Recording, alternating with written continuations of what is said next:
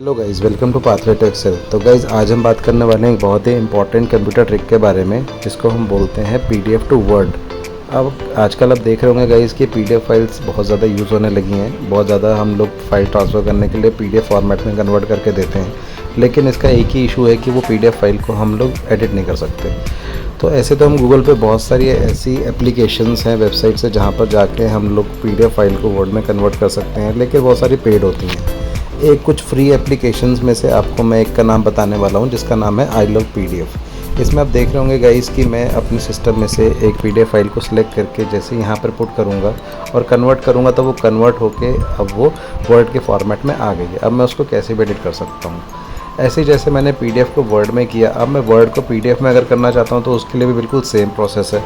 अब मैं अपने फाइल्स में जाऊँगा और अब फाइल्स में जाने के बाद मैं कोई भी वर्ड फाइल को सिलेक्ट करूँगा।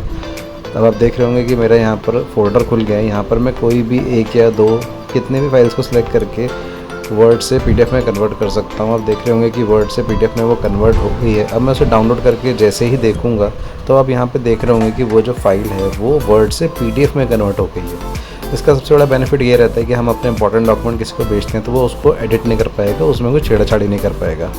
अब उसके बाद एक और बहुत इंपॉर्टेंट फीचर आजकल यूज़ हो रहा है कि बहुत सारी पीडीएफ फाइल्स होती हैं अलग अलग, और हम चाहते हैं कि उन सबको हम लोग एक ही फोल्डर में भेज दें ताकि उसका साइज़ छोटा हो जाए। तो अब आप देख रहे होंगे हम सेम वेबसाइट को यूज़ करेंगे आई लव पीडीएफ में। अब आप देख रहे होंगे मैं अपने फ़ोल्डर में से 3-4 अलग अलग पीडीएफ फाइल्स को सिलेक्ट करूँगा और जैसे ही मैं उसको ओके करके अपलोड करूँगा तो मेरी स्क्रीन पर नज़र आएगी। इसमें सबसे अच्छा फ़ायदा ये है कि मैं किसी भी पेज को अपने हिसाब से 1 नंबर, 2 नंबर या 3 नंबर पे अलाइन कर सकता हूँ।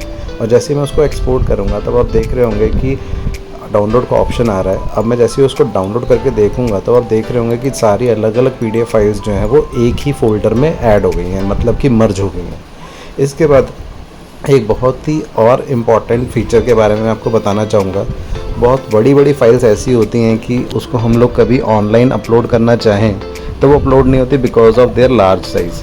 अब उसको छोटा करने के लिए एक फ़ीचर है जिसको बोलते हैं कंप्रेस फाइल साइज़।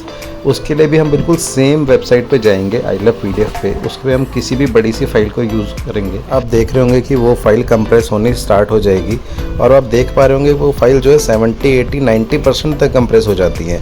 अब हम ये कंप्रेस्ड फाइल को डाउनलोड के ऑप्शन में से डाउनलोड करके कहीं पर भी ऑनलाइन अपलोड कर सकते हैं, किसी को भी शेयर कर सकते हैं। Thank you for watching.